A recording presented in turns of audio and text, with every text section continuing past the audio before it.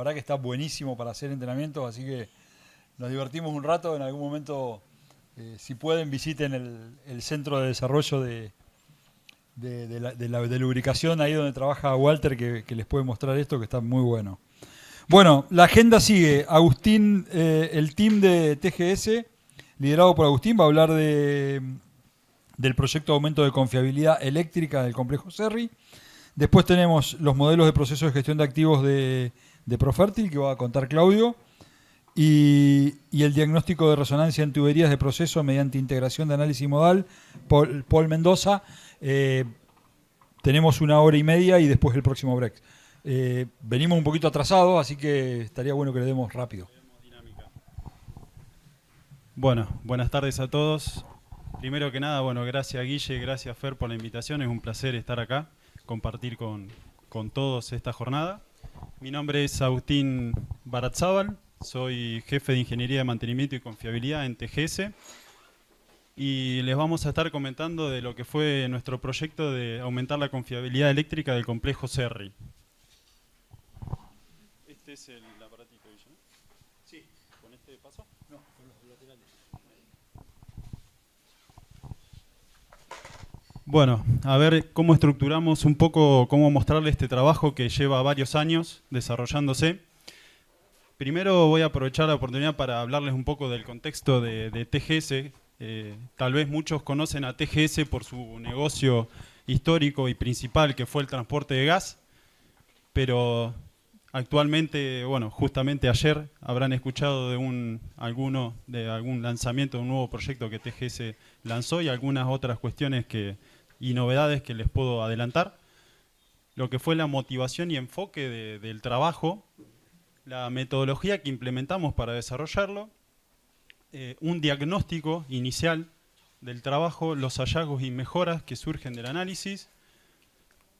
Finalmente, mostrarles lo que es el entregable del plan de inversiones a corto, mediano y largo plazo, la estrategia de implementación que vamos a desarrollar y finalmente cuáles son un poco los resultados que buscamos obtener con todo esto y las conclusiones a las cuales arribamos.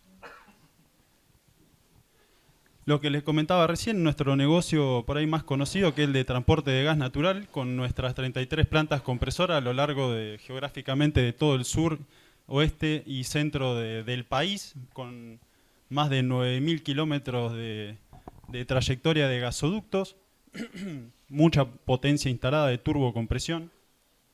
Eso es un negocio regulado, ¿sí?, que está enmarcado dentro de lo que es los servicios esenciales del país. Pero también tenemos nuestro negocio de líquidos, acá en el complejo Cerri Galván, donde procesamos ese gas natural y obtenemos productos etano, butano, propano, gasolina, entre otros. Tenemos una división de telecomunicaciones que se llama Telcosur, una unidad bastante nueva que se llama Integra, que es una división donde se están empezando a brindar servicios, y todo el desarrollo a partir del 2018, que es muy fuerte y está en permanente obra de ampliación, que es en el centro de Vaca Muerta, donde tenemos nuestra planta central, que es planta Tratayén.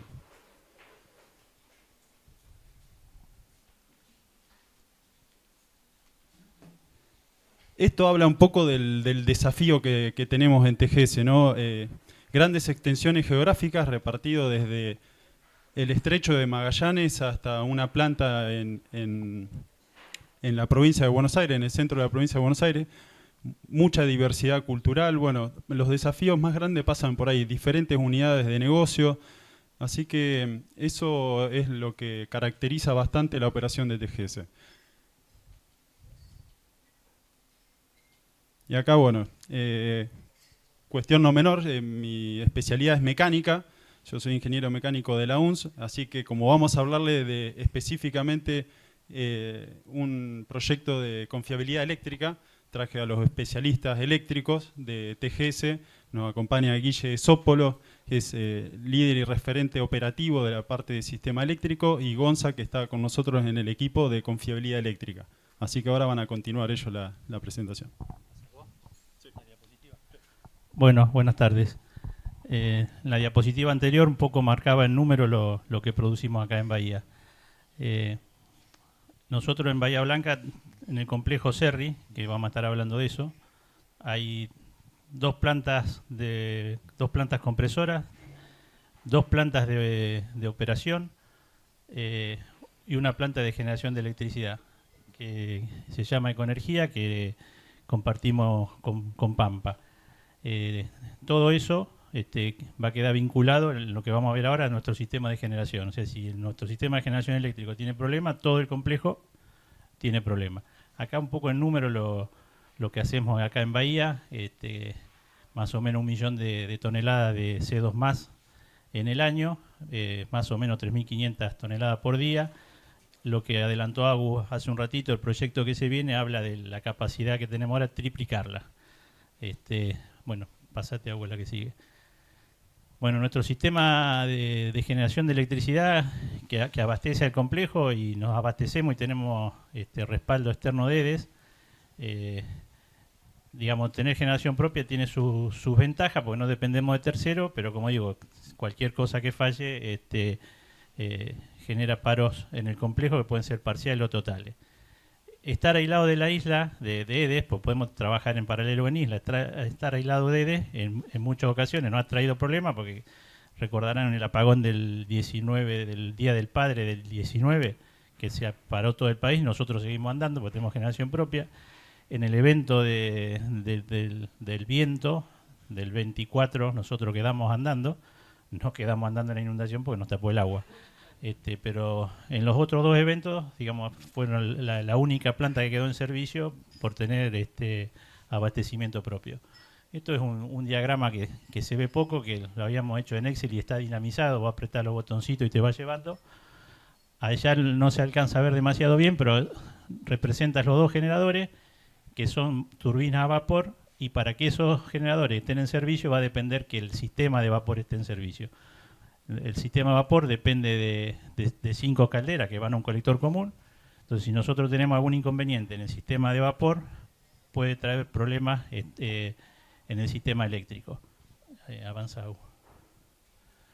Bueno, la antigüedad de las instalaciones, por eso hacía un poco la pregunta, digamos, a partir de cuándo se le empieza a dar más hincapié a la confiabilidad versus las instalaciones van envejeciendo. Las instalaciones estas son del año fines de los años 70, principios de los 80 algunas, tienen más de 40 años.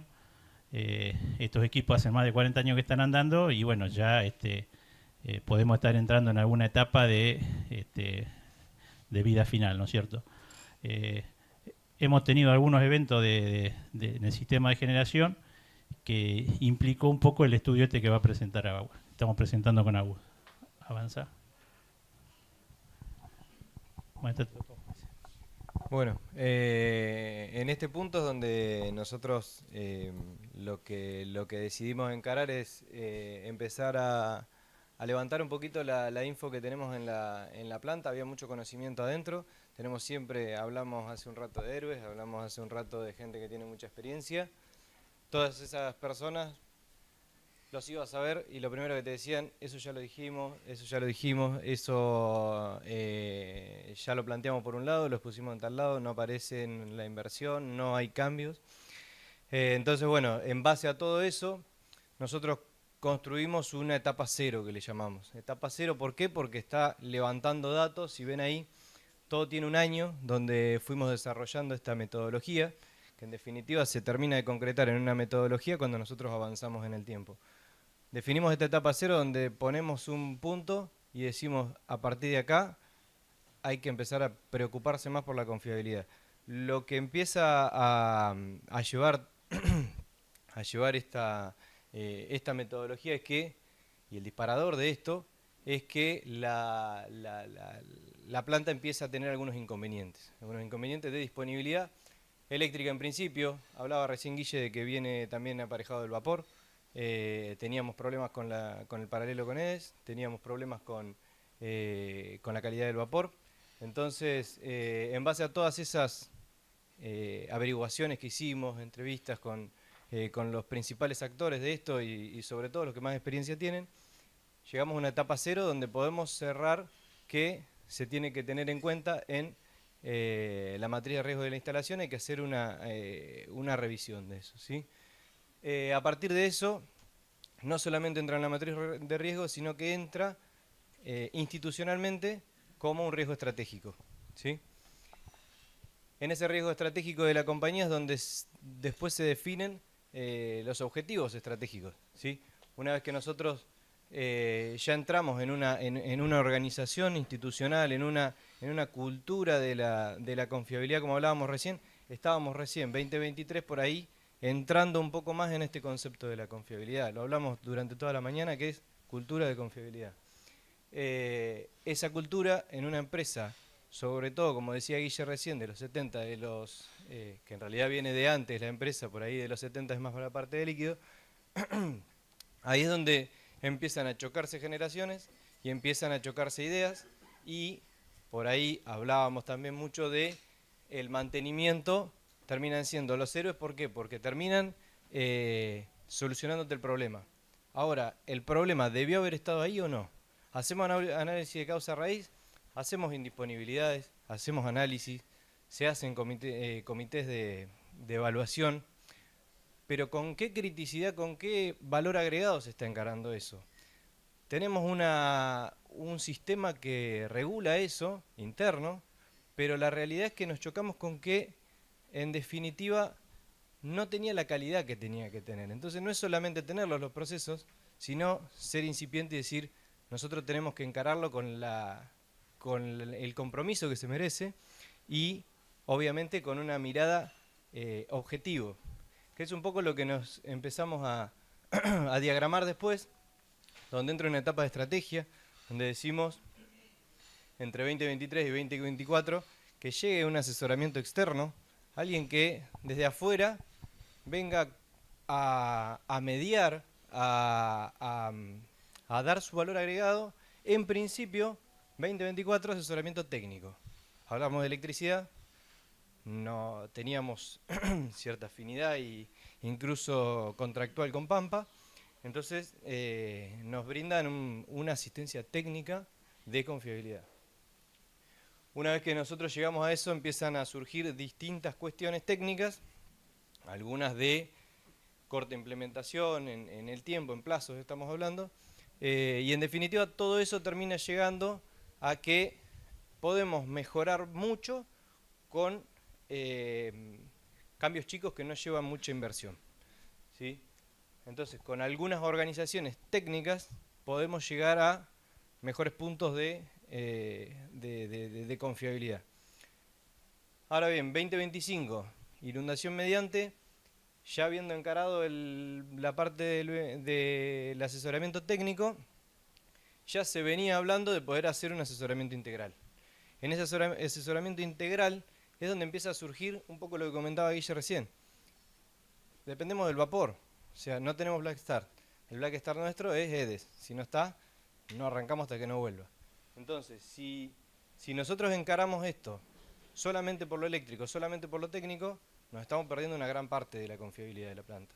Entonces, al encararlo un poquito más allá de eso, llegás al sistema de lubricación del generador, de una generación por vapor que tenemos, llegás a la calidad de vapor, llegás a la calidad del agua, llegás al mantenimiento de la bomba de distribución de agua de todo el sistema de calderas. Entonces, empezás a interpelar más los procesos. Cuando viene este asesoramiento, una de las cosas más importantes que logra encontrar, o por lo menos abrirnos los ojos, nosotros teníamos nuestra idea respecto a eso, pero una de las cosas más importantes que llega a resurgir es la mirada externa de los procesos, porque uno se mete demasiado en lo que está haciendo, está ya con el foco en cómo se está haciendo, cómo dicen los procesos que se tiene que hacer, pero a veces es difícil decir, este proceso está obsoleto mínimamente. Entonces, bueno, nos surgió mucho eso de que había algunas cuestiones que hoy la industria la estaba mirando de otra manera. Mira, una empresa que está en los dos extremos. Está en plantas como las nuestras viejas, estuvo en plantas medianamente modernas y está en plantas que se están lanzando. Entonces, en esta especie de diversidad que tienen ellos, pasan por muchas culturas de confiabilidad. La nuestra, antigua, una intermedia, eso va cambiando continuamente. Entonces es importante poder tener esa mirada y vinieron a interpelarnos mucho los procesos, que fue algo que nosotros la verdad que no es que teníamos todo mal, pero había una oportunidad de mejora en cada cosa que teníamos para presentar. Ahí es donde llega el asesoramiento externo. Con ese asesoramiento ahora les vamos a mostrar algunas fases de cómo fue desarrollándose. Y finalmente llegamos a lo que es el desarrollo de un plan de implementación, que va a ser un poco lo que a lo que iríamos en este 2026. No es algo que esté hecho, es algo que está diagramado cerrando el 25 y ahora estamos tratando de, en épocas de definición de objetivos, de definición de futuro, digamos, tratar de plantar ese objetivo 2026 de desarrollo, pero con una mirada objetivo. Por cuestiones corporativas nos hemos orientado al 2030, entonces con esa mirada a ver qué hacemos mañana para que en el 2030 estemos como queremos estar. Sí. Y bueno, esto es netamente el desarrollo que hemos hecho con este tercero, que también lo hemos mechado con un montón de cosas que nosotros vamos trabajando en paralelo. El tercero es un tercero que está orientado a una consultoría de confiabilidad. Nosotros el sector de confiabilidad lo tenemos y laburábamos en confiabilidad, quizá con un equipo más reducido, con mucha más, abarcando muchos más procesos. Recién Agus por algo presentaba al principio toda la extensión de TGS. Nosotros no estamos centrados solo en Cerri, sino transversales a toda la compañía. Y eso es lo que por ahí hace que el tiempo que tengas que dedicarle a algo tiene que ser muy objetivo y muy preciso.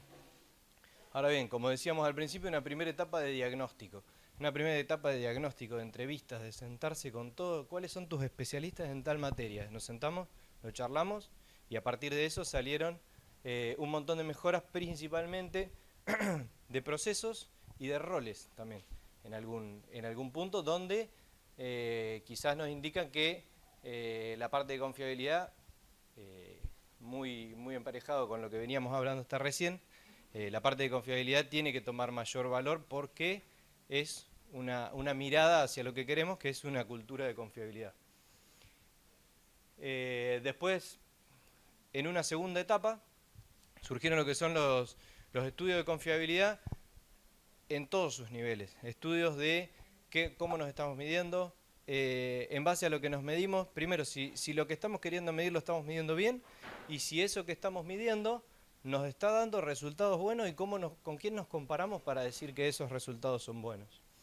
Entonces, en ese estudio surgen el análisis RCM de cada proceso puntual, recién hablábamos del circuito de lubricación, hasta el más mínimo proceso, y una vez que identificaron eso, surgían en estos análisis puntuales la posibilidad de implementar nuevas tecnologías, Smart Sensor, rutinas de chequeos de operaciones por tablet, un montón de cuestiones que la verdad que vienen a una renovación tecnológica, a una modernización, y también atacaban planes de inversión, ¿sí?, que se abordan mucho en la última etapa, donde se definen planes de inversión corto, mediano y largo plazo.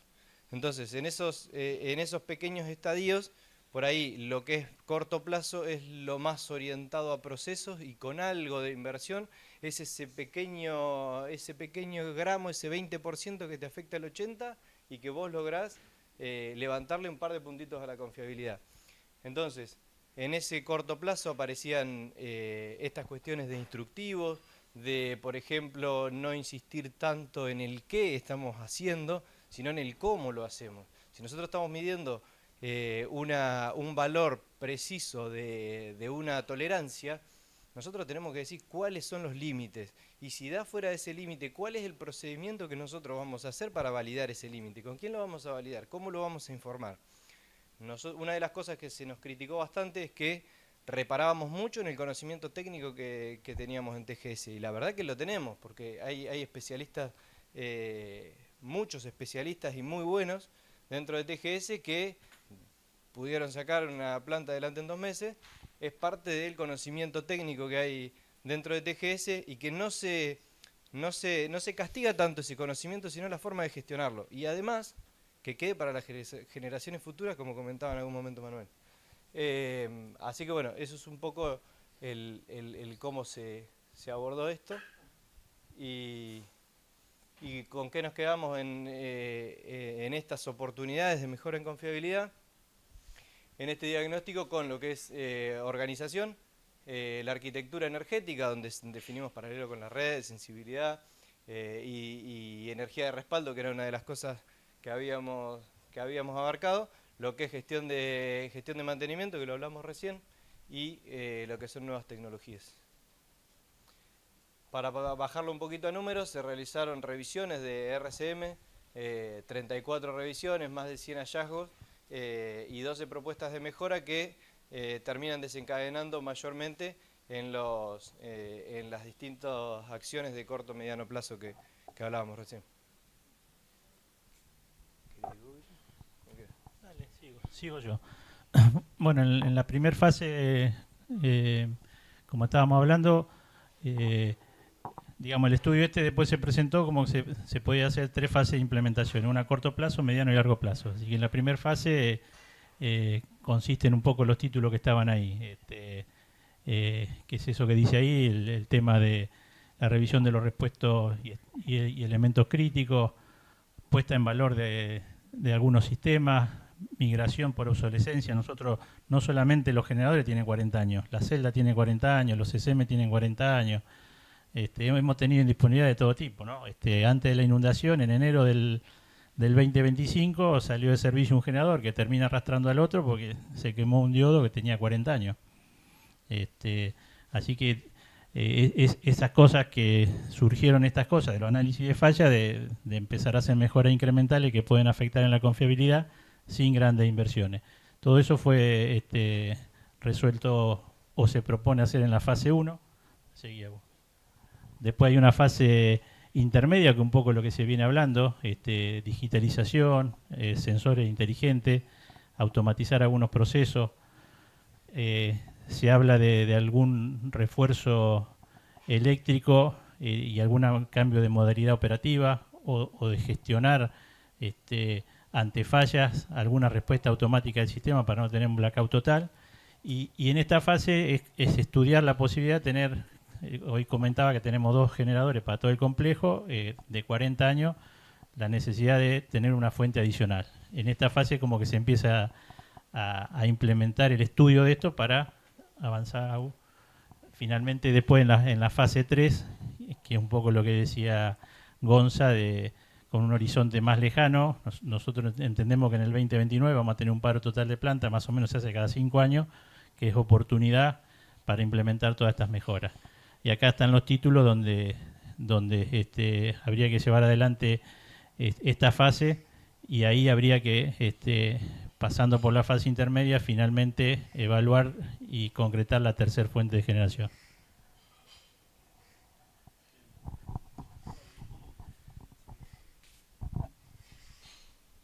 A ver, para ya ir dándole un cierre y dejar un espacio por ahí a dudas, consultas que alguien pueda tener.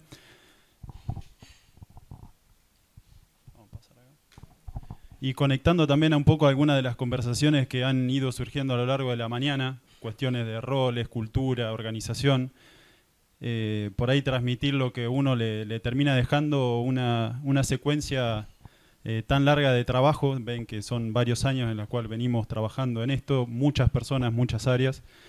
Y la verdad que hoy me quedé con esto de los liderazgos, de reinventarnos, buscarle la vuelta como para evolucionar.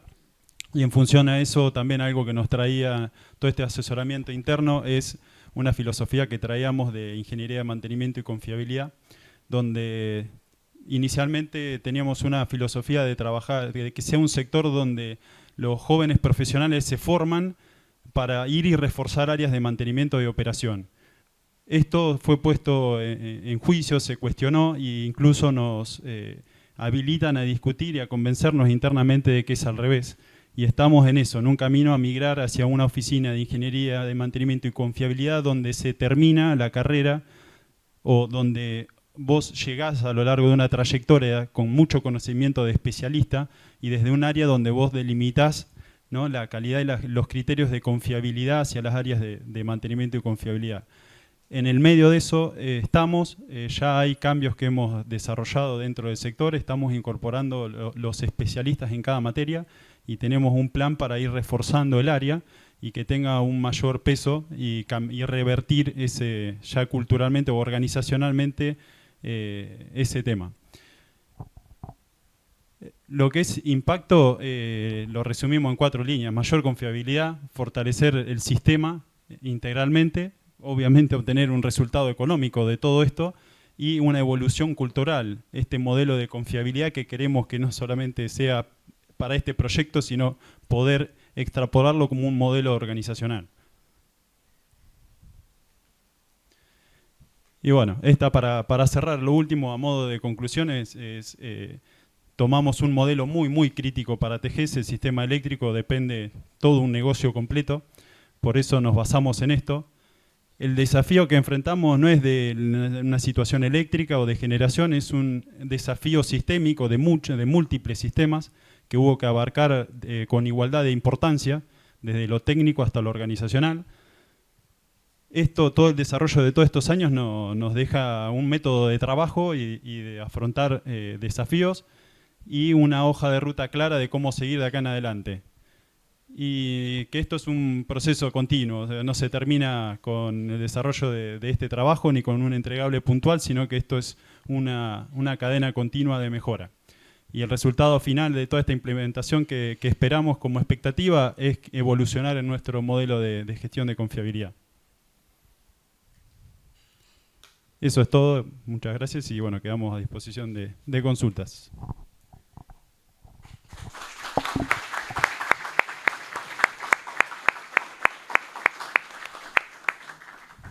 Bueno, muchas gracias. ¿Tienen alguna consulta para los chicos? Deberíamos pararnos todos, pegar un salto y sentarnos, así nos despertamos. Algunos estamos medio dormidos, ¿no? Pero bueno, después de comer sabíamos que podía pasar esto, así que arriba, a ver, ¿alguno vi pestañear por ahí? ¿Vos, Gun? Sí, dale. Pará. Corto, Fabi, que tenemos poco tiempo. Sí. Bueno, felicitaciones por la exposición, muy clara. Mi pregunta era cómo llegaron a darse cuenta la organización o algún sector de que necesitaban una ayuda externa. ¿Dijeron Pampa Energía?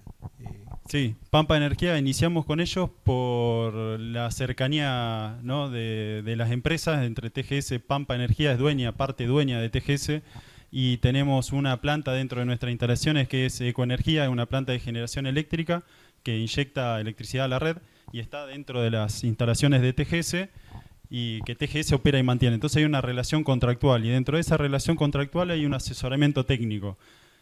Obviamente que es un operador de sistema de generación eléctrica muy importante, tiene muchísima capacidad y conocimiento y entonces por eso arrancamos ahí. Fue de gran utilidad para el puntapié inicial, pero después entendimos que era mucho más grande el proyecto que solamente lo eléctrico. Y ahí es donde conectamos a raíz de unos contactos con TGN sobre otra empresa que también está en el ámbito eléctrico, pero que es más holística, que tiene especialistas de todo tipo, y bueno, nos embarcamos en este asesoramiento externo. A vos. Bueno, chicos, muchas gracias nuevamente. Vamos ahora con Claudio. Bueno, siguiendo con estas experiencias de desarrollo y de trabajos de confiabilidad en empresas, ahora Claudio nos va a hablar un poco de Profértil, así que bienvenido. Bueno, bárbaro. Gracias por la oportunidad. Te da para 20 minutos, ¿no, Claudio? Sí. Que si no hay muchas preguntas, lo finiquitamos enseguida. Pero no, gracias por la oportunidad. La verdad que está muy bueno el grupo, digamos, como para poder compartir experiencias. Préstame para pasar. ¿El de derecho avanza? Bueno, la idea es contar más o menos la experiencia que hemos tenido nosotros, digamos, en toda la gestión de la confiabilidad. No voy a hacer una introducción, calculo son todos más o menos de acá, más o menos conocen qué es Profértil. Es la única fábrica que hay de tamaño importante en la Argentina de fertilizantes. así que proveemos a toda Argentina. Acá tenemos casi el 60-70% del market share, el resto se importa, y ahora con todos estos vaivenes mundiales que hay con el tema de los precios del gas y de la urea, no está favoreciendo el negocio nosotros, digamos. Pero bueno, voy a dar una idea más o menos de todo lo que hemos ido haciendo a grandes rasgos, y por ahí si quieren, por ahí podemos hacer algo puntual en algún punto. Bueno, en principio, más o menos lo que comentaba recién, digamos, nosotros somos una fábrica de commodities, por lo tanto, uno de los grandes temas a considerar es el costo, y como todos estamos viendo, el costo de mantenimiento y las paradas no programadas afectan directamente al costo y muy altos. Y eso hace que nosotros salgamos del mercado rápidamente porque son muy competitivos. De hecho, nosotros fabricamos aquí en Argentina, pero ya es todo muy de público conocimiento, las mayores plantas del mundo de fertilizantes y de urea principalmente están todas en Medio Oriente, en India y China. Y el precio lo ponen ellos, nosotros no ponemos el precio directamente, nosotros somos directamente fabricantes, y nuestro diferencial casi sería el traslado, porque comprar al mismo precio allá y acá tienen que pagar el flete, por lo tanto ahí tenemos un diferencial que nos ayuda a nosotros. Pero eso hace que tengamos que ser muy eficientes en costo como para poder producir. Es 1 más 1. Bueno, entonces, en el contexto, además, otra cosa importante que tenemos en mente y encaramos permanentemente, inclusive lo pueden ver en las páginas de Profertil, es que además de los costos y demás, una operación moderna y eficiente también tiene que tener en cuenta la sostenibilidad en general. Nosotros estamos alineados con los SG, los Objetivos de Desarrollo Sostenible. Y además de todo esto, digamos que esto también nos permite una reducción de costes y las mejoras. Como estamos viendo todos, la confiabilidad ya, no voy a decir que es un commodity, pero ya es un deber ser. Toda empresa que intente ser una empresa moderna y eficiente tiene que tener su área de confiabilidad trabajando. De la misma manera como pongo ahí abajo, cuando empezamos con la herramienta de IT. Antes lo hacían a la vieja usanza, con una planillita, lo hacíamos con papel y demás, y no. El que ya tiene una computadora, ya tiene todo armado y digitalizado, ya tiene una ventaja competitiva, tiene más información, más datos, más velocidad, más conocimiento. Así que la confiabilidad de su casilla es más allá de, obviamente, de las cuestiones que puede haber en cada empresa, pero ya hemos visto a lo largo de casi todo el día que da sus resultados. Bueno, nosotros ahora, quizás ya lo saben, nosotros, nuestra empresa ahora, la dueña es Adecoagro, una empresa muy grande de Argentina que tiene operaciones en Argentina y en Brasil y en Uruguay principalmente, pero nuestros ahora socios, YPF y Nutrien, estuvieron trabajando mucho con el tema de la confiabilidad y nosotros estábamos muy alineados con ellos. YPF empezó a trabajar con el tema de la confiabilidad más adelante, pero nosotros cuando recién iniciamos éramos 50% YPF y 50% Agrium, que después fue absorbida por Nutrien, por Potash, que era otra empresa canadiense, y se formaron Nutrien. Pero Nutrien, Agrium, mejor dicho, tenía todo un plan de gestión de confiabilidad muy bien armado, y de hecho los consultores que trabajaron con el SMRP y crearon todos los indicadores de SMRP eran de Nutrien, de Agrium. Había 3 consultores, 3 expertos en confiabilidad que eran de Agrium y que estaban en el comité del SMRP. Así que los primeros borradores del documento del SMRP con los indicadores y los primeros, la idea y la gestión y el proceso, nosotros los tenemos porque tuvimos la suerte, tuvimos también un impulso interesante del lado de estas empresas, diríamos, porque en Argentina esto todavía hace 25 años, 26 años, hace que estoy yo en Profertil, desde que arrancó, no era tan común, pero ya se estaba desarrollando y nosotros tuvimos la suerte de incorporarlo tempranamente. Bueno, todo esto fuimos trabajando con ellos y finalmente terminamos con algo más moderno, con un proceso de gestión de activos. El proceso de gestión de activos, en general, voy a hacer una escalita más o menos breve. Si ustedes miran la ISO 55001 o la PAS 55, está más basado en la PAS 55, está armada de una manera jerárquica, donde, como todos hemos hablado, lo primero que hay que tener en cuenta es cuál es la estrategia de la compañía. La estrategia de la compañía, como decíamos recién, primero tiene que tener en cuenta los stakeholders, todos los interesados, el negocio, la comunidad, las personas que trabajan, el medio ambiente. Después seguimos con el tema de compliance, ya hoy en día es innegable, compliance está en todos lados. La sostenibilidad, como decíamos antes, por eso estamos alineados con los ESG, y a su vez parte de todo esto es el crecimiento, o sea, sostener la empresa que sea un negocio rentable y que a su vez haya crecimiento, porque toda empresa que no crece termina decreciendo. Siempre hay un dicho claro que creo que lo decía Deming, que la excelencia de ayer es el estándar de hoy y la mediocridad de mañana. Si no estamos avanzando permanentemente, nos vamos a ir quedando. Siempre va a aparecer un nuevo actor en el mercado que va a competir. Ahí es así el mercado. Luego, de ahí nosotros organizamos la política de gestión de activos, que es desgranar un poco más la estrategia de la compañía, donde tenemos, como casi todas las empresas lo tienen, el riesgo, el medio ambiente, disponibilidad o confiabilidad o factores de disponibilidad, como cada uno lo quiera medir, y la producción, que sería el uptime, tratar de producir lo máximo posible a los mejores costos posibles. Luego de ahí definimos la estrategia de confiabilidad, que nosotros arrancamos con esa estrategia de confiabilidad hace un tiempo, como les comentaba, allá en alrededor del 2003, 2004 más o menos, que es basada en confiabilidad. Esa confiabilidad está fuertemente basada en predictivo principalmente. Después quizás por ahí veo un grafiquito, pero todos sabemos que la mayoría de los equipos, la curva de la bañera es una gran mentira. Es lo primero que nos enseñó la universidad y es la que menos se produce. Y luego la digitalización de todo punto de vista, digitalización de procesos, digitalización de manuales, digitalización de datos, digitalización de rutinas.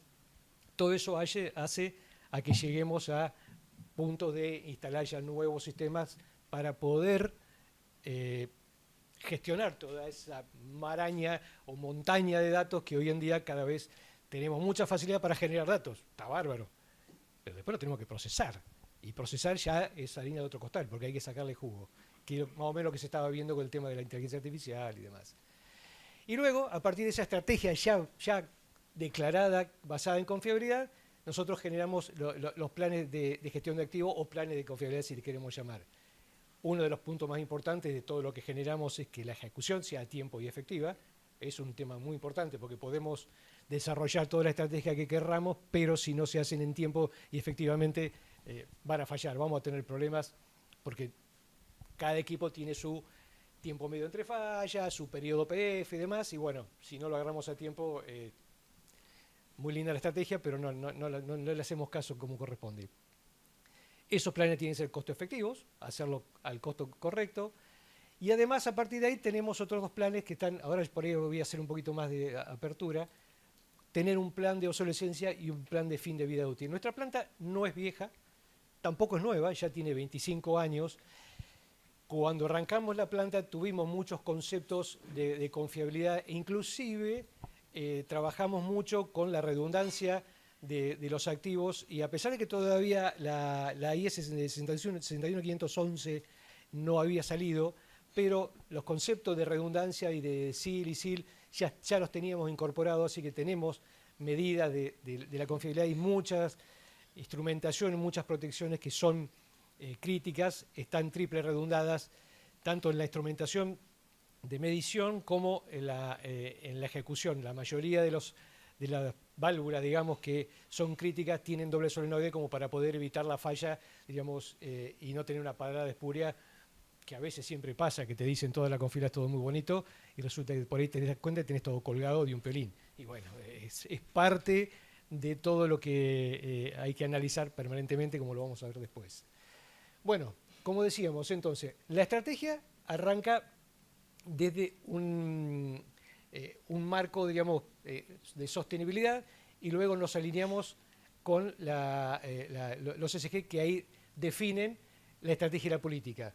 Armamos los objetivos de seguridad, medio ambiente, disponibilidad y costos, y todo eso se termina de alguna manera conectando con la estrategia, lo que rige todo el proceso, Definimos los objetivos anuales. Esos objetivos anuales están para toda el área de operaciones, donde el riesgo está puesto a nivel de compañía. Compliance también está a nivel de compañía, pero también es parte de los objetivos de cada una de las gerencias y objetivos personales. O sea que cuando hay una pérdida de producción o cuando hay un problema de riesgo, nos afecta a nuestros objetivos personales. La confiabilidad también ya es un poquito más a bajo nivel, digamos, para cada sector, pero la confiabilidad, uno de los indicadores que tenemos nosotros permanentemente es el factor de confiabilidad, que después le voy a mostrar un cachito de un gráfico. Ese factor de confiabilidad es, podríamos decir, es como una disponibilidad, pero es un indicador que te dice, bueno, yo programé para todo el año producir, en año calendario, tanto tiempo. Bueno, los días que yo no produje, dividido ese que yo no produje, que no sea por causas externas o internas que ya fueron programadas. O sea, todo lo que es programado lo descontamos, pero todo lo que no fue programado y cae y te genera una parada, una bajada de carga, ya te afecta el factor de confiabilidad. Todo eso después lo tenemos, hace un cascadeo hacia todos los procesos del área de operaciones. A producción, proceso, confiabilidad de riesgo, que es otro área más del área técnica, mantenimiento y proyecto. Todos están alineados y cada uno de ellos tiene la confiabilidad incorporada dentro. Por ejemplo, en proyectos, cuando se hace un nuevo proyecto, una iniciativa de mejora, el grupo que se arma para poder hacer el análisis del proyecto está formado por una persona de proyecto, por una persona de mantenimiento, por una persona de producción y un ingeniero de confiabilidad. Porque yo te puedo hacer el proyecto todo muy bonito, pero si no utilizamos los materiales adecuados, si no utilizamos estándares adecuados, si no hacemos la redundancia que hace falta para tener la disponibilidad que nos está pidiendo el proceso, a la larga el proyecto va a ser muy lindo, lo vamos a ejecutar, pero no va a dar los resultados que estamos esperando, porque en definitiva no queremos que a los 2 días pare por un defecto que, si hubiéramos estado en la confiabilidad, lo hubiéramos detectado enseguida. Diríamos, bueno, es una lucha eso, es una lucha porque muchas veces, los costos y los tiempos hacen que por ahí uno quiera avanzar un poco más rápido y un análisis de confiabilidad como para demostrar que realmente una estructura un poco más costosa es costo eficiente porque a lo largo del ciclo de vida te va a evitar muchas más paradas. Claro, es potencial. Que es uno de los grandes problemas que tenemos cuando tenemos que mostrar confiabilidad. En una época, una mejora de riesgo nos pedían que teníamos que hacer calcular una TIR. ¿Cómo hacemos para calcular una TIR de un problema potencial de una parada de bomba? La bomba no sé si va a parar o no va a parar. ¿Va a parar de acá a 15 años? ¿Va a ser una TIR de 10 años? No lo sé. Bueno, tenemos que calcularlo en función de una potencial falla, como para decir, bueno, la TIR te va a dar, porque en esta parada vos perdés $200.000 y yo estoy invirtiendo, no sé, 300, diríamos, y bueno, a lo largo del año, de 10 años, lo voy a amortizar fácilmente. Pero bueno, la idea es, lo que hicimos fue integrar todos los subprocesos para que cada uno de los objetivos estratégicos queden enmarcados dentro de toda esta estrategia de confiabilidad y así tener una consistencia entre todas las áreas de que la confiabilidad nos afecta a todos. Es una palabra, después lo vamos a ver al final, digamos que puse un grafiquito, digamos, pero la confiabilidad es de todos, definitivamente. No es un sector de confiabilidad. Un sector de confiabilidad trabaja entre todos, ayuda, empuja, trata de convencer, es un trabajo, en algunos casos hay que ser profeta casi, diríamos, pero ¿qué pasa? Es un trabajo entre todos, porque cuando hay un problema, no es un problema de confiabilidad, es un problema de todos, porque va a correr mantenimiento, va a correr producción, tenemos que hacer análisis de causa-raíz. O sea, la idea nuestra fue tratar de integrar a todo el mundo, todas las áreas, para que todo el mundo considere que la confiabilidad es parte de su trabajo. Es un trabajo de sostenerlo también, diríamos, del día a día. Bueno, ahora, ¿falta una diapositiva acá? No, me parece que no. Bueno, ahora, quizás por ahí, esto es por ahí redundante con todo lo que estamos hablando, pero ¿por qué aceptamos trabajar también con el tema de confiabilidad? Enmarcada dentro de la gestión de activos. por los costos, por la disponibilidad y demás. Pero una de las cosas más importantes es esto. Esto yo lo saqué, si quieren verlo, es muy interesante, es de un artículo de Ron Moore, que quizá por ahí algunos lo conocen, es uno de los grandes gurús de la confiabilidad y de gestión de activos. Tiene un libro que es muy interesante, que se llama Making Common Sense Common Practice, que lo que hace es un parangón entre la pirámide de Heinrich. La mayoría seguramente la conocen, que saben como la pirámide, que a medida que tenés 600 eventos en el terreno, en el campo, que por ahí no se declaran, tenés 60 para arriba que se declaran, después tenés 3 y después al final tenés un accidente grave. Con el mismo parangón lo han hecho con las órdenes de trabajo, con las fallas. Cuando hay una relación que ya está más o menos armada, que a cierta cantidad, alrededor de 20.000 defectos que estás teniendo en el campo, que se están produciendo y que vos no estás viendo o que estás atacando, vas generando 6.500 órdenes de trabajo. De esas 6.500, 10 vas a tener, digamos, que te van a generar pérdida y algunas vas a tener un incidente mayor. Por lo tanto, el problema es que para poder bajar al 50% vos tenés que detectar ya 10.000 defectos, tenés que detectarlos ya, tenés que detectar mucho como para que puedas bajar a la mitad los incidentes. Es un trabajo muy importante. Aquí están un poquito más armados, que también demuestra que la disciplina operativa está, que es lo que decíamos al principio. Nosotros trabajamos mucho con producción y con la excelencia operativa. Es un trabajo importante porque en general de todas las fallas, de todas las paradas que se tienen estadísticamente, el 66% de las pérdidas de producción no están debidas a problemas de equipos, están debidas a problemas de operación, bajada de carga, problemas, digamos, de contexto externo, precios, costos, un montón de cosas que no tienen que ver con la falla de equipo en sí. Pero de ese 30%, a ver, ¿qué quiero decir? Que hay mucho de la confiabilidad de la operación también del activo. Por eso es que todos tienen que estar dentro de la misma idea, porque por más que cuidemos, estábamos hablando al principio cuando hablábamos, tenemos una Ferrari y en la vuelta de la esquina la chocamos y será muy confiable, pero también hay que considerar que hay que operarlo bien. Hay un artículo, como para que más o menos quede claro que hay una correlación. Esto lo hizo Ron Moore en una planta muy grande en Medio Oriente. Obviamente la cantidad de accidentes que tiene es muy alta, pero las plantas son muchas. Que se nota una correlación directa, casi lineal, de que a medida que se aumenta la cantidad de órdenes de trabajo, se va haciendo más predictivo y más preventivo, la cantidad de accidentes va disminuyendo casi linealmente. Son varias plantas, hay 1, 2, creo que son 8 o más. Está claramente, esto sirve mucho, digamos, como para tratar de alinearlo con el resto de las áreas. Y acá hay otro donde se muestra claramente que también, cuando tenemos una mejora de la confiabilidad, tenemos casi una mejora lineal de los costos de producción, que es lo que estábamos hablando casi toda la mañana. Pero hay una cosa importante con que esto lo mostramos bastante como para, de alguna manera, concientizar lo que pasa. Es cierto, y seguramente todos han tenido la misma experiencia, crear la cultura de confiabilidad. En particular a nosotros no nos fue tan difícil.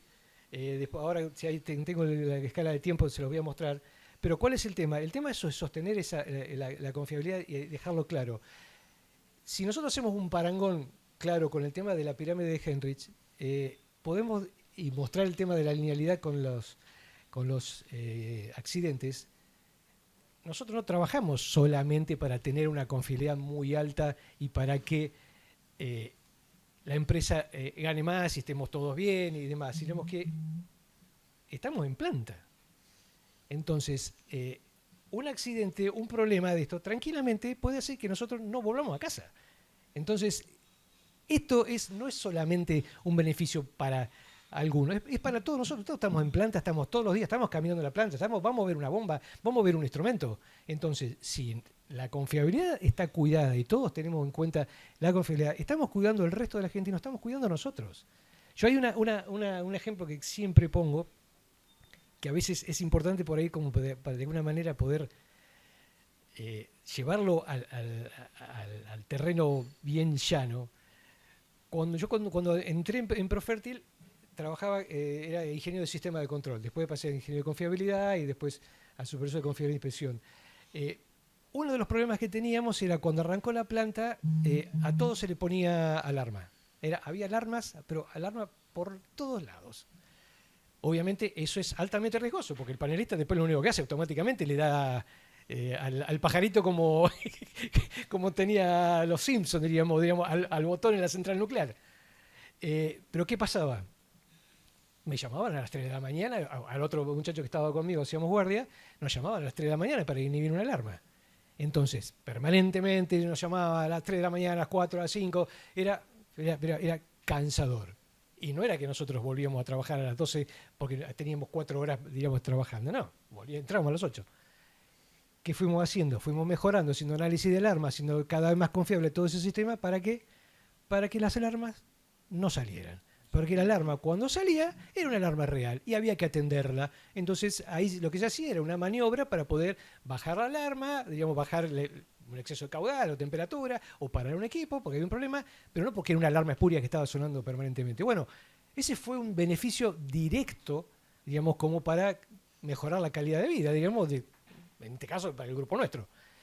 Pero con esto es lo mismo, digamos, además de hacer la confiabilidad para que sea una planta estable, tenga menores costos y sea mayor producción, también estamos nosotros involucrados. Así que esto es un ejemplo que quizás por ahí ayuda mucho como para poder ser más duro quizás cuando uno habla de la confiabilidad.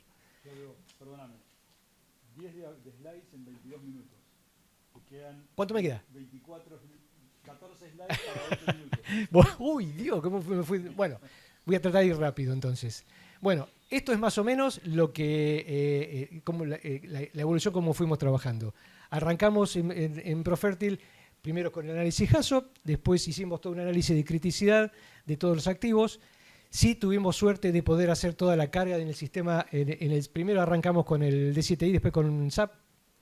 Hicimos toda la carga de todos los activos utilizando la 14224, entonces ya los datos los teníamos medianamente depurados y teníamos una buena jerarquía. Hicimos los análisis de criticidad, con eso nos permitió arrancar con los planes de alguna manera con un criterio claro de qué era importante y qué no. Armamos los planes iniciales. Después empezamos con los análisis de RCM. Normalmente para cada tipo de disciplina por ahí elegíamos alguna técnica un poquito más efectiva. Por ejemplo, con los FMEA lo usábamos más para el lado eléctrico, RBI obviamente para los equipos estáticos. Los RCM y los PMO, LOPA se empezó a hacer cuando hicimos ya en el 2010, hicimos toda una revisión de SIL de toda la planta. Obviamente el LOPA es lo que te dice cuál es la confiabilidad de la instrumentación asociada. Luego de eso, ahí generamos los planes ya revisionados con todas estas herramientas, pero ¿qué pasa? El RCM, el RBI, el FMEA, todos eran plataformas desconectadas. Al estar desconectadas, había mucha información que se estaba perdiendo y cada plan estaba armado y salía de un software, otro de otro, y se cargaba en el SAP. Entonces, ¿qué hicimos? Incorporamos el APM. Compramos un equipo, una plataforma, el Meridian, que ahora lo tiene GE, el GE APM o de Vernova, que es una plataforma que se monta por encima del SAP, levanta todo el historial del SAP, nos permite hacer todos los gráficos de malos actores, de pérdida de producción, análisis de confiabilidad, tiempo medio entre fallas y demás, pero a su vez nos permite integrar todos los análisis, de manera tal que con esos análisis nosotros podemos generar la estrategia de cuidado de los activos y a su vez la podemos realimentar y podemos ver, digamos, cuál es el resultado que estamos teniendo de cada uno de esos activos. Con eso fue que terminamos desarrollando estos nuevos planes. Bien. Este es más o menos el proceso donde estamos armados, donde estamos integrados. Tenemos una parte del proceso de confiabilidad donde se hace el análisis de criticidad, el RCM, FMI y el PMO de acuerdo a al tipo de activo, si amerita, si no hacemos un RCM completo. Integridad mecánica, lo pusimos por separado porque mucha gente o muchos auditores por ahí quieren ver toda la parte de integridad mecánica, pero nosotros consideramos que integridad mecánica es confiabilidad de equipo estático nada más. Tiene una técnica basada en riesgo como el RBI, tiene planes, tiene inspecciones como las otras estrategias. De hecho, nosotros tenemos un equipo de confiabilidad que tiene un ingeniero de confiabilidad de equipo estático, un equipo de rotantes, uno de instrumentos y uno de sistemas, y uno eléctrico. El ingeniero de confiabilidad de equipo estático, antes era un inspector, ahora son unos inspectores y un equipo y un ingeniero de confiabilidad estáticos que trabaja junto con ellos. Dentro del mismo proceso está la gestión de riesgo, donde hacemos todos los análisis HAZO y LOPA, y al final tenemos todo el proceso de eliminación de fallas, que básicamente trabajamos con los RCA y con 5 cuando hay algo simple. Estos son los procesos ya descritos, ya más maduros, y trabajando integralmente. Ahora un poquito más armado, ahí tenemos procesos y confiabilidad, son los que hacen los análisis y ven cuáles son las prestaciones que necesitamos de la operación. Todos esos objetivos y esos análisis son los que después fluyen hacia mantenimiento de producción y proyectos, y en definitiva terminamos después analizando la performance de los activos y tratando de armar un ciclo de mejora continua donde tenemos los RCA. Bien, todo esto, de alguna manera, con toda esa información la que les contaba, lo tuvimos que poner en una plataforma porque ya era demasiada información. Esta plataforma, el APM, lo que nos permite es justamente tener todo integrado. Fíjense que nosotros podemos, en la misma plataforma, podemos tener las producciones, podemos tener los gráficos de malos actores, declarados por muchos parámetros, tanto por pérdida de producción, por costo de mantenimiento, por tasa de fallas. Y con esos, en el gráfico de abajo, hacemos los análisis de causa raíz y malos actores. Estos indicadores son los que nos permiten realimentar permanentemente, porque lograr llegar a la confiabilidad es un trabajo arduo, pero más arduo también es lograr mantenerlo, porque da la sensación como que ya está todo solucionado. Y en realidad, después el trabajo más importante es el trabajo fino, el estar permanentemente mirando cuáles son los malos actores, viendo cuál es el tipo de fallas que están apareciendo, e ir realimentándolo, e ir mejorando los planes e ir eliminando fallas, porque uno de los principales problemas de la confiabilidad es lograr eliminar las fallas. Si nosotros vamos eliminando la falla y entendiéndola, vamos a ir mejorando sistemáticamente la confiabilidad. Pero el trabajo de análisis de causa raíz y la revisión de los malos actores es fundamental. Pero para eso, la revisión de malos actores es fundamental tener información. Tener mucha información como para poder separar la paja del trigo. Todas estas informaciones, ¿qué hacen? A nosotros nos generamos recomendaciones para poder hacer análisis más profundos, y esas recomendaciones, una vez que están depuradas, terminan siendo iniciativas de mejora que ya entran en proyectos como para poder mejorar un activo, mejorar la capacidad de un equipo, agregar un equipo nuevo, un intercambiador nuevo, lo que haga falta en función de los análisis previos. Bueno, todo esto, como decíamos, para poder armar esto, la información que estamos cargando en estos sistemas es necesaria y tiene que ser adecuada. Calculo que todo el mundo lo conoce, garbage in, garbage out. Si ponemos basura, vamos a encontrar basura. Por lo tanto, es muy importante tener que mirar uno por uno todos los datos.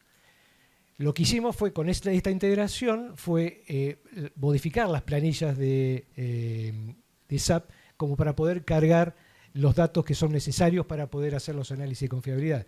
En general, cargamos, como les decía, la 14224, abajo se ve, tenemos los ítems mantenibles, los modos de falla, la causa de avería, una descripción de la causa de avería, todo eso está catalogado por la 14224. A su vez, bueno, les pusimos algunas ayudas a producción para que carguen, porque muchas veces los tipos de datos, el tipo de orden de trabajo es fundamental. Para nosotros una rotura no es una rotura porque está haciendo un ruidito. El equipo no se rompió, el equipo tiene una rotura cuando el equipo dejó de cumplir la función. Y eso hay que dejarlo claro, porque muchas veces te hace una orden de reparación porque tiene ruido. No tiene ruido, el equipo sigue funcionando. Pero tranquilamente podemos analizarlo y esperar una parada programada. Eso es una orden proactiva, porque lo detectaste a tiempo. ¿Se me terminó el tiempo? Avanzo, bueno. Dale, please. Lo que cargamos acá, básicamente, es la famosa curva PF, donde ponemos el inicio de avería y el fin de avería, como para que después nosotros podamos modificar los planes y podamos, de alguna manera, calcular cuáles son los tiempos medio entre fallas, los tiempos de reparación, pero todo en función de la buena carga que estamos haciendo. Bueno, todo esto, obviamente, como les decía, armamos todo esto y tenemos todos los gráficos de malos actores, trabajamos con gemelos digitales. Estos son básicamente los indicadores principales, digamos, como para saber si estamos trabajando de una manera medianamente eficiente. El costo estándar para una planta petroquímica es alrededor del 2% del costo de reposición del activo. Ese es el valor normalmente máximo, digamos, de una planta eficiente. Así que ese es un número lindo como para pelear. La mayoría de empresas por ahí está queriendo bajar, pero en una planta de $1.000 millones, el 2% es un número interesante para gastar todos los años. Bueno, obviamente los predictivos y los mantenimientos planificados todos tienen que estar por arriba del 60 o 90%, las urgencias por debajo del 5%, y el cumplimiento de la programación tiene que ser mayor al 90%, que es lo que decíamos antes. Bueno, y como estábamos hablando al principio, esto, si no tenemos una visión holística e integral de todo el proceso, va a caer solo en un grupo de confiabilidad, y no es así. La confiabilidad la hacemos entre todos, tanto cuando se hace el diseño, cuando estamos operando, cuando estamos haciendo el mantenimiento y en la mejora continua, siendo con el grupo de confiabilidad y con un grupo más completo, donde detectamos los problemas y lo vamos mejorando con un fuerte liderazgo. El liderazgo, yo les mostraba al principio que el factor de confiabilidad de la producción y todos los objetivos de cada área y de la gerencia y personal están alineados. Más allá que a muchos por ahí no les gusta que la producción o el factor de confiabilidad dice, pero yo no puedo hacer nada. Sí, todos hacemos. Entonces, el liderazgo tiene que fuertemente sostener todo esto. Y bueno, creo que es la última. No, bueno, y esto solamente como para mostrar que el circuito está alineado con la PAS 55, que es recomendable. Por ahí es complicado certificarla, nosotros no la certificamos, pero sí da una guía muy completa de cómo hacer y cómo ordenar toda la estrategia para que la persona que está en el campo lo entienda y para que el líder cooperativo también lo entienda que aportamos. Y gracias. Pensé que iba a tardar menos. Perdón. Claudio, muchas gracias. Muy bueno. Gracias. Claudio tiene una pasión por esto Perdón. Que podría estar charlando hasta las 10 de la noche acá, ¿no? Después del intervalo, si quieren, Sí, podemos charlar. bueno, Yo sí tengo que- alguna experiencia y Sí, quiero sí. nutrirme también de muchas Sí, experiencias. sí, así que, Así pero que- muchísimas gracias, Claudio. Bueno, muy bueno, así que ya con esto pasó Profértil y con eso la última presentación de las presentaciones de empresas. Ahora, Paul nos va a contar con su equipo de GAMT, que es una empresa de Perú, como hablábamos recién, una serie de tecnologías predictivas que tiene la empresa. Tiene algunos videitos y algunas cosas interesantes para mostrarnos. Después de eso tenemos el último break y después del break viene hay que trabajar, así que después hacemos un ejercicio. Yo creo que si es suficiente Pasalo si querés, pasalo lo tuyo. Sí. Si uno se ve. No se enchufa, no sé. En las computadoras ajenas. Perdón. Dale. ¿Puedo arrancarla acá de una vez? Sí, dale. Toma. Vas a pasarlo con eco. Listo.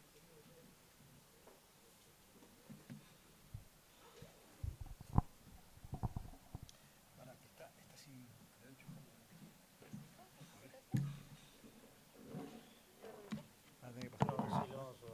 Vamos a usar esa computadora. Sí, ya está usando. Ya está usando. Toma, esto para pasar y eso ya está andando. Ya si hablas, ya está.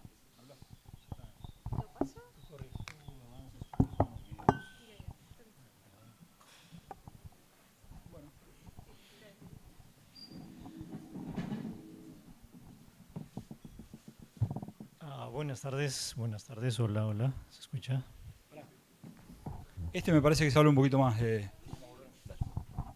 Hola. Bueno, mucho gusto. Agradecer a Guillermo, a Pablo por la invitación, también a Cristian. Es el motivo por el que estoy acá para hacer una presentación en relación a diagnóstico de resonancia en tuberías de proceso mediante integración de análisis modal y tecnología óptica. Siguiente. Bueno, un poquito cómo va a ser el camino por donde voy a explicar la tecnología o el caso. Vamos a empezar con la introducción del caso. Luego seguramente muchas personas no han escuchado lo que es la amplificación de movimiento, entonces voy a hacer una breve introducción de amplificación de movimiento. Brevemente también vamos a tocar lo que es el análisis modal y luego de eso el análisis modal utilizando tecnología óptica. Y por último el desarrollo del caso. Siguiente, por favor. Bueno, este caso sucedió en una planta de extracción de gas natural en el Perú, en la selva del Perú. Es una de las plantas más grandes de extracción de gas natural. La problemática se presentó en el sistema de venteo o antorcha principal de la planta. Ahí podemos ver la línea principal y en la parte inferior la bota, cuya función es de dividir los líquidos de los gases, ¿no? Entonces, en la inspección rutinaria del personal que está a cargo de estos activos, encontraron que tenía una vibración de aproximadamente 90 milímetros por segundo, pico, lo cual los preocupó, por lo tanto decidieron hacer una prueba un poco más exhaustiva para identificar la causa raíz. Siguiente, por favor. Esto es solo un ejemplo de qué es lo que hace la tecnología. Ya han visto al equipo de Intevi que he mostrado antes en máquinas rotativas. En este caso en tuberías se está haciendo una prueba en especial que es análisis modal. Sí, siguiente, por favor. En esta toma vemos cómo el mapa de color puede mostrar qué tuberías o qué activos tienen una vibración a determinada frecuencia. Siguiente, por favor. Bueno, la metodología que seguimos para resolver el caso fue de, uno, identificar la problemática, o sea, hacer las mediciones para identificar que el grado de criticidad de todos los puntos de esta línea. Luego se hizo la evaluación experimental haciendo análisis ODS y luego análisis modal experimental. A partir de allí se identificó la causa raíz y para proponer una solución técnica se hizo técnicamente factible. Se hizo un modelo computacional de análisis de elementos finitos para encontrar la solución más óptima. Siguiente, por favor. Bueno, para los que no han visto antes la tecnología de amplificación de movimiento, ¿en qué consiste? Aquí podemos ver una copa que se está deformando, al igual que las copas que tienen en sus costados. Si uno golpea la copa, o si uno simplemente habla y las ondas de presión excitan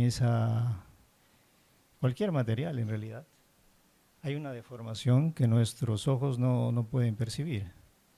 Entonces lo que hace la tecnología es amplifica ese movimiento y lo exagera de tal manera que podamos ver cómo es que, en este caso, cómo es que vibra, cómo es que se deforma. Esa es una de las ventajas principales de esta tecnología. En este otro ejemplo vemos ya en un equipo industrial en una bomba, vemos un problema en la cimentación que es claramente identificable por cualquier tipo de personal, incluso en gerencia puede saber fácilmente que es un problema en la cimentación. Y adicionalmente no solamente amplifica el movimiento, sino que también puede medir la deformación, la vibración, el desplazamiento, y a partir de ahí encontrar sus espectros. El sensor, como se basa en una tecnología óptica, o sea, con una cámara, incluso si uno está midiendo, en este caso, un objeto que está bastante lejano, puede medir su desplazamiento y también su vibración. Es como un sensor virtual que está siendo puesto allí, y a partir de ahí puede encontrar la forma de onda y el espectro. En este caso estamos viendo una de las herramientas más útiles para hacer diagnósticos. Aquí vemos movimientos conjuntos, ¿no? de un reductor, un motor pequeño que es un sistema auxiliar, pero es un movimiento bastante desordenado. Pasamos a la siguiente. Si nosotros aplicamos filtros en frecuencia, podemos ver las deformaciones específicas, en este caso a la frecuencia de salida de este reductor, y podemos ver cuál es su comportamiento. Todas las máquinas vibran, no necesariamente es un problema, en este caso es un comportamiento típico. Siguiente, por favor. Aquí estamos filtrando a una frecuencia la frecuencia de giro del sistema auxiliar, del motor del sistema auxiliar, y claramente se puede observar incluso la problemática, ¿no? Incluso sin ser un especialista, que el soporte es el que está generando una vibración axial en la dirección axial del motor auxiliar. Siguiente, por favor. Como estamos midiendo con una cámara todo el entorno, todo el marco, no solamente se analiza el activo mismo, sino el entorno. En la parte final, en la parte del fondo, podemos ver cómo la estructura está teniendo una vibración vertical. Eso no necesariamente es un problema, sin embargo, podría serlo y sería motivo de un análisis más detallado, ¿no? Siguiente. Una de las herramientas interesantes también de esta tecnología es que nos permite ver la magnitud y la dirección. Esos son vectores de movimiento. Básicamente nos ayudan a ver las fases y a partir de ahí a identificar si hay algún problema o no, ¿no? O sea, qué tipo de problema puede haber en relación a las fases. Si es o no un problema, generalmente se sabe a partir de la magnitud que uno encuentra. Siguiente, por favor.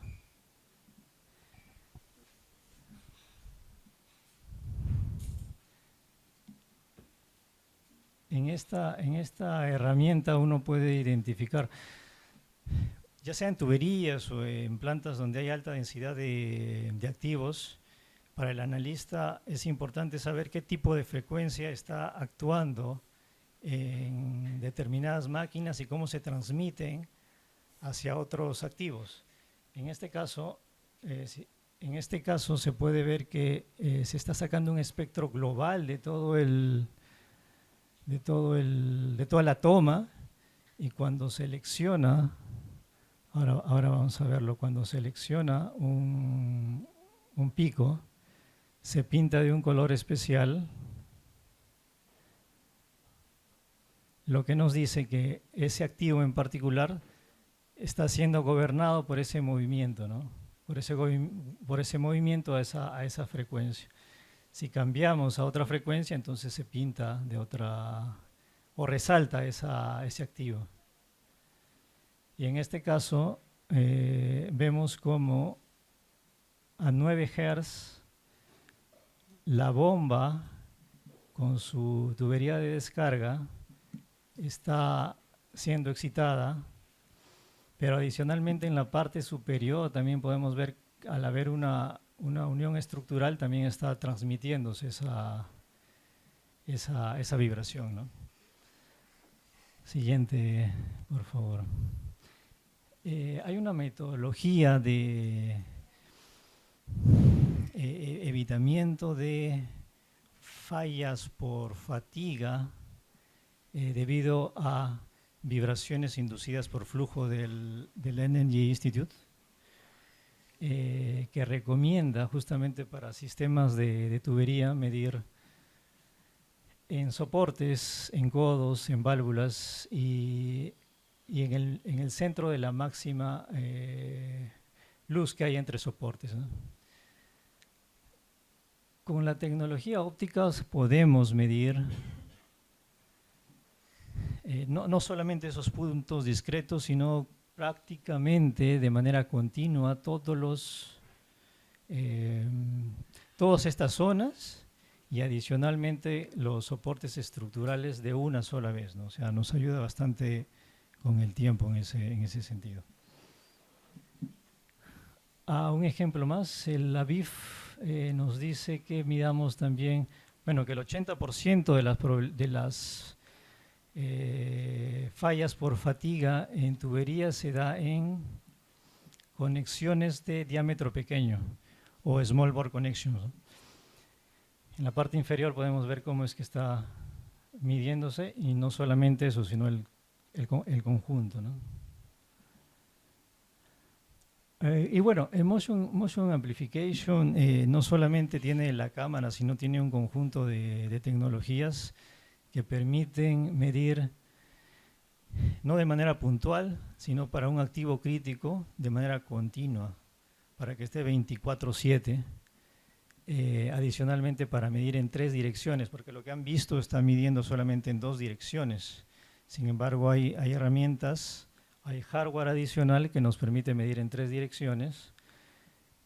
También ahora vamos a ver el caso del análisis modal y también específicamente, perdona, puede retroceder un poquito, para medir en el sector principal de Bahía, ¿no? Que es el petroquímico, y vemos que están certificados para medición, son equipos intrínsecamente seguros, entonces también y miden de manera continua, ¿no? Entonces, bueno, eso lo podemos detallar, o si tienen algún interés,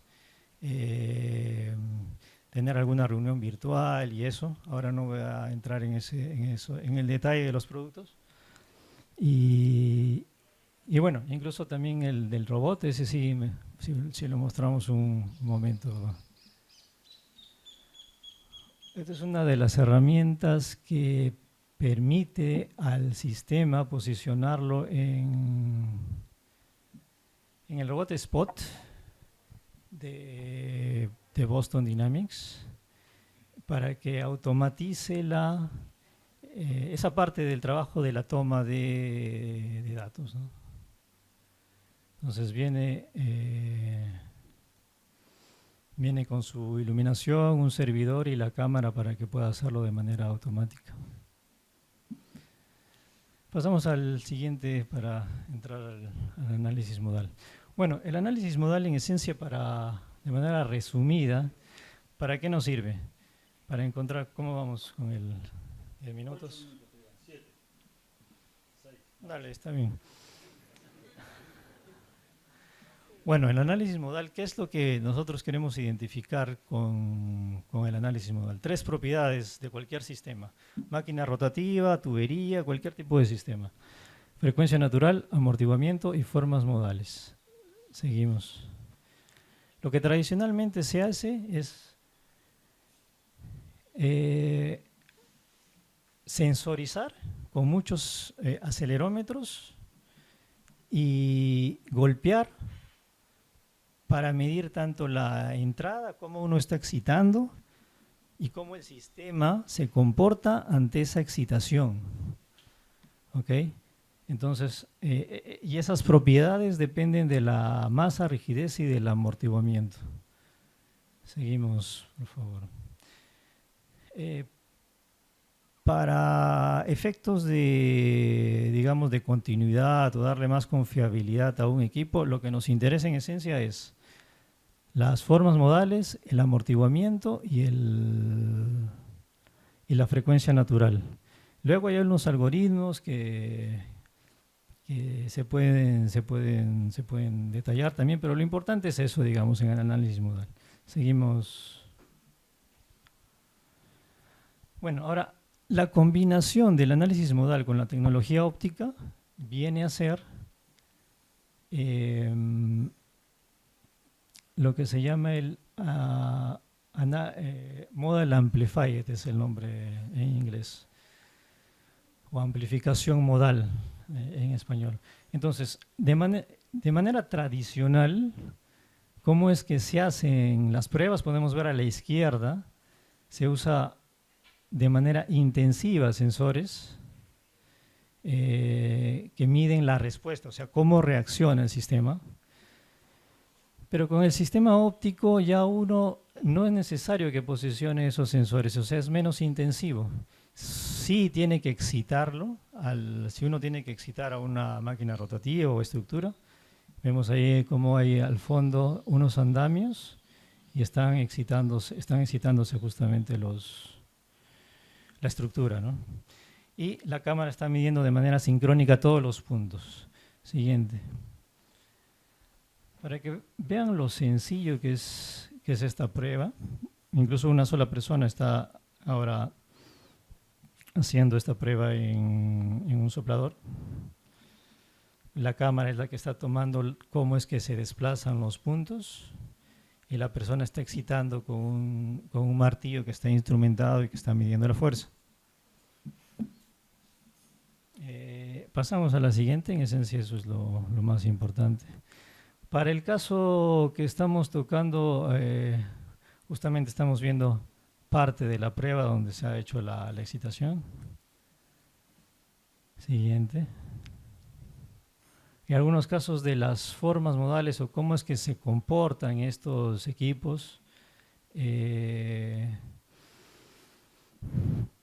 cómo es que se comportan, cuál es su forma de deformación, ¿no? Ahí podemos ver en la parte superior, en este caso de una estructura que tiene una faja transportadora, y claramente se ven los modos de vibración. Siguiente. Aquí también. Y en un sistema de tuberías, ¿no? Siguiente. Bueno, revisando un poco más el caso que iba a explicar. En la bota flare, siguiente por favor, se hizo el análisis de ODS y el análisis ODS en operación. El análisis modal se hizo cuando estuvo parado. Es importante que se mantenga la masa, incluso cuando está parado, para que no se alteren las propiedades dinámicas. Siguiente. Siguiente, eso lo explico luego. Entonces, no solamente tuvimos en cuenta la zona de mayor amplitud de vibración, sino todo el contexto, toda la línea, digámoslo así, del flare. Siguiente. Después de haber medido todos los puntos, encontramos dos que son de relevancia. Uno que está abajo de la bota, que llega a un concern factor de 4.1 y un concern factor de 2. Siguiente. ¿Qué significa el concern factor? Es lo que el Energy Institute, el Energy Institute clasifica la criticidad de cada vibración en base a su amplitud y a su frecuencia. En este caso 4.1 vemos que está en concern, o en observación, y está cercano a problema, ¿no? Por lo que se decidió tomar acción solamente en este punto. En cambio, en la parte superior y en el resto no se tomó ninguna acción. Siguiente. Aquí tenemos unos videos de la amplificación de movimiento. Al lado derecho es cómo se comporta de manera amplificada y al lado izquierdo cómo nuestros ojos observan. Siguiente. Esto es un zoom básicamente. Siguiente. Siguiente, por favor. Para tener una predicción adecuada de cómo se comportaría el sistema una vez que se instale alguna alternativa solución, es importante tener en cuenta cuál es el comportamiento de toda la línea, ¿no? Entonces aquí podemos ver en la parte superior de la bota que hay una unión que es simplemente apoyada y hay un deslizamiento, ¿no? Que es normal, porque por diseño esto en general está con esta característica, con este grado de libertad, para que pueda expandirse por expansión térmica. Ok, siguiente. Siguiente. De igual manera se hizo y se verificó todas las restricciones. Siguiente. Siguiente. Siguiente. En este caso no hay ese deslizamiento, a pesar que es el mismo tipo de unión, ¿no? Siguiente. Y siguiente. Ese es el R1. Y bueno, para el análisis modal mismo, un par de minutos, por favor. Para el análisis modal mismo lo que hicimos fue identificar nos enfocamos en dos direcciones, porque estaba vibrando justamente en esas dos direcciones. Siguiente. Aquí podemos ver el siguiente, Vila, por favor. ¿Cuál es el proceso del análisis modal? Y vemos cómo es que nos genera la frecuencia natural y también el factor de amplificación, el factor de amortiguamiento. Es bastante bajo, por eso demora un tiempo importante en su decaimiento, ¿no? Siguiente. En la otra dirección era una frecuencia natural mayor. Siguiente. También comparamos los factores de amortiguamiento y los factores de amplificación, que la norma API 617 recomienda que debe ser 8 como máximo. Encontramos que era 34 y también fue una razón para hacer el análisis, ¿no? Siguiente. Esto es parte del análisis de elementos finitos. Vamos a pasarlo bastante rápido. Se propusieron alternativas solución. Se escogió el strut, que es el más sencillo, que aumenta rigidez. Y siguiente. Algunas consideraciones de efecto térmico. Y bueno, se le dio los grados de libertad para que permita esa expansión térmica, ¿no? Siguiente. Y por último, esto es la predicción de cómo se comporta una vez que se ha instalado este sistema que elimina esta problemática. Siguiente. Entonces se pasó de una frecuencia de 5.4 a 12.5 fuera del rango de la fuerza de excitación para asegurar que no suceda esta resonancia. Siguiente. Siguiente. Siguiente. Entonces, la tecnología de amplificación de movimiento dentro de la metodología de inspección, no sé si ustedes usan el ABIF o alguna otra técnica, tranquilamente puede entrar en lo que es la inspección, desde la inspección hasta un análisis, como ven, que requiere un análisis un poco más avanzado, ¿no? Siguiente. Siguiente. ¿Por qué? Porque puede medirse en muchos puntos al mismo tiempo y puede clasificarse de manera automática dónde están dentro de las recomendaciones por cualquier tipo de normativa. Bueno, muchas gracias. Quería lo he hecho un poco de manera resumida, pero creo que el concepto principal he logrado transmitir. Y eso, gracias a todos. Muchas gracias, Paul. Muchas gracias.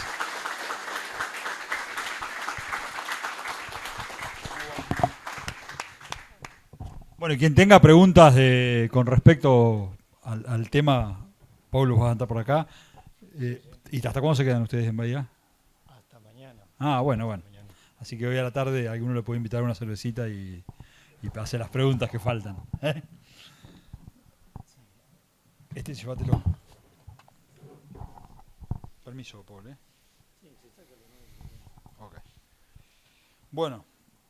La mejor parte viene después del break, que es el ejercicio, así que vamos a tratar de poner un poco en práctica todo lo que hemos aprendido hasta ahora. Y mientras tanto, como pasó gran parte del día y presentaciones, le vamos a dejar acá otra vez un código QR para que pongan comentarios, sugerencias, ideas para la próxima jornada, lo que se les ocurra, menos insultos. Porque se van a ver en la pantalla. Lo que vayan poniendo se va a ver en la pantalla. Así que nada, escanean el QR, ponen los comentarios y después nosotros nos lo llevamos para procesarlo y seguir mejorando. Porque la mejora continua no solo es en la confiabilidad, sino en este tipo de jornadas también.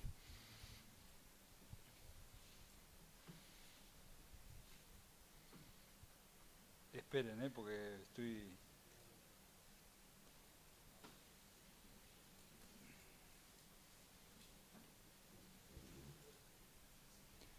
Ahí está, y ahora acá.